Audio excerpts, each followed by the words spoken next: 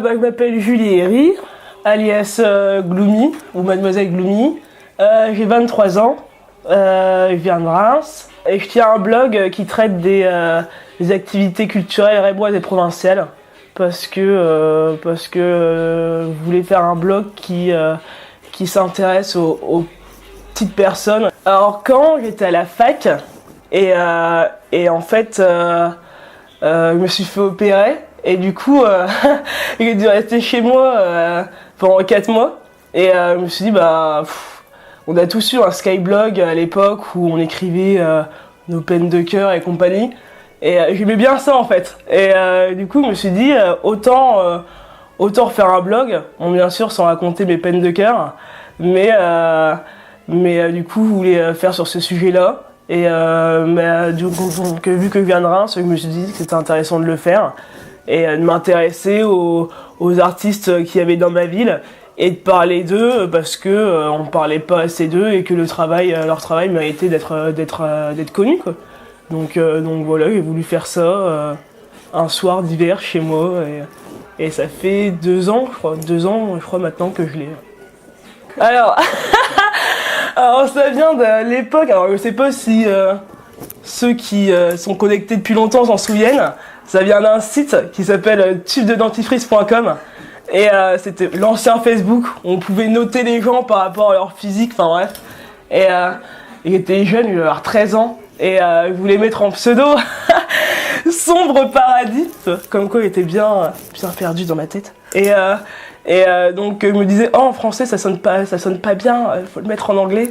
Et en anglais ça donne Gloomy Paradise. Et en fait le Gloomy est resté dans la bouche des gens. Enfin les gens ont continué à l'appeler comme ça en pensant que c'était un truc funky, alors que ça veut dire sombre, obscur. Et du coup c'est resté dans la bouche des gens. Et depuis, ça fait 10 ans que les gens m'appellent comme ça en fait. Donc c'est resté quoi. Et j'ai que mon ordinateur. Là, on m'a récemment refait l'interface sur WordPress. Avant, j'étais sur Blogspot. Après, je me suis dit, je voulais peut-être un truc un petit peu plus pro.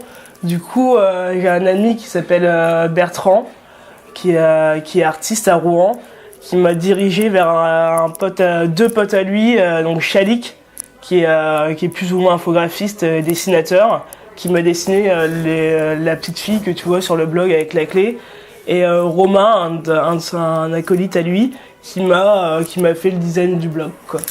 Mais sinon je dispose que de mon PC, et je manie pas encore trop bien Photoshop, InDesign et compagnie, donc quand j'ai besoin d'un coup de main, j'appelle les copains. Alors soit je fouille sur le net, parce que moi là-bas j'aime bien fouiller un peu, mais ça va être n'importe quoi là. Récemment, mon amie Lucie m'a montré sur Instagram une fille qui fait plus ou moins du graphe ou de l'art visuel, et du coup ça m'a plu, et je lui ai envoyé un message en la contactant pour savoir si je pouvais parler de son travail sur mon blog. En fait c'est vraiment, je tombe par hasard sur des gens ou sur des choses qui m'intéressent, ou je pense qu'ils peuvent intéresser mes lecteurs ou autres. Et du coup, je fais toujours la démarche d'aller voir les gens en fait, et de leur demander si ça les dérange pas de faire une interview ou que je parle de leur travail. Ou sinon, des fois, j'aime bien aussi. Là, je viens de faire un article sur une petite créatrice lilloise, et c'est une fille qui m'a rajouté sur Facebook comme ça, par hasard, et qui m'en a parlé. Donc j'aime bien aussi qu'on vienne me voir pour me dire tiens, je suis tombé sur ça, je trouve que c'est intéressant d'en parler, ce serait bien que t'en parles, mais je préfère que ça se passe comme ça.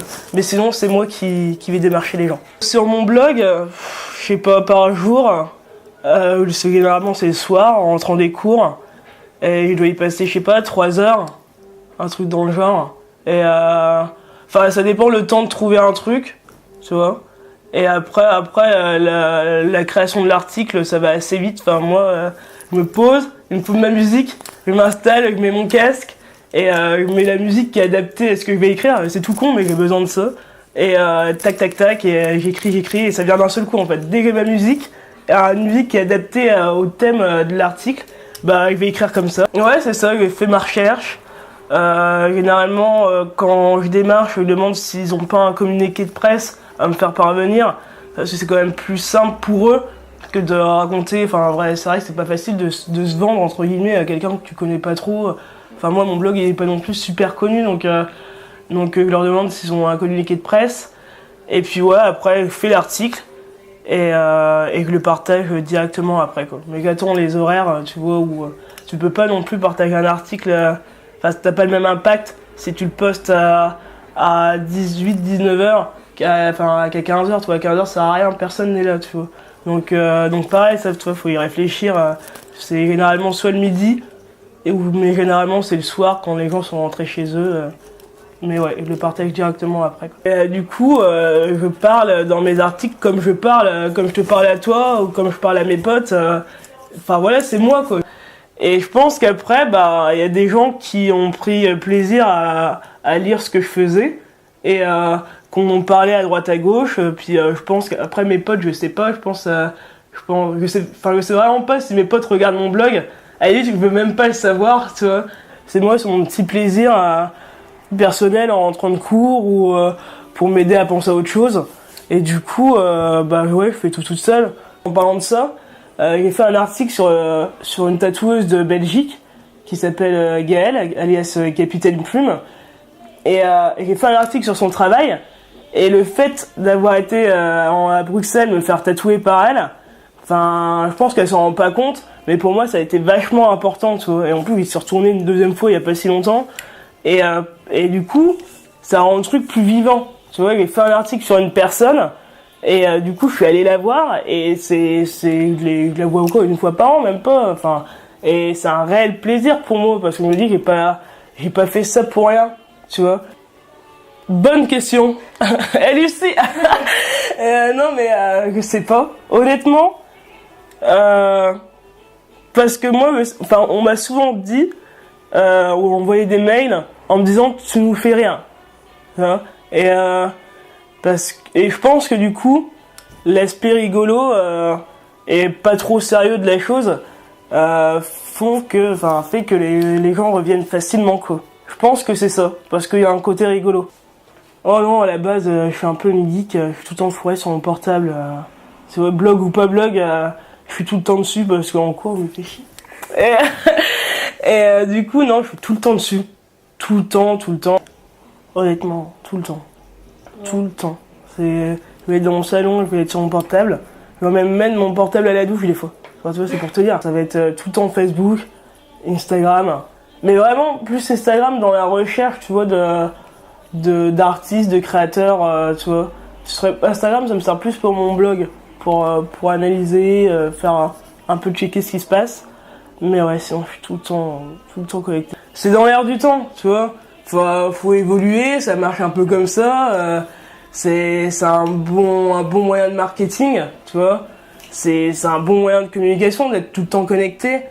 Bah, j'y ai pensé à faire une chaîne YouTube, mais je me suis dit pour parler de quoi, tu vois.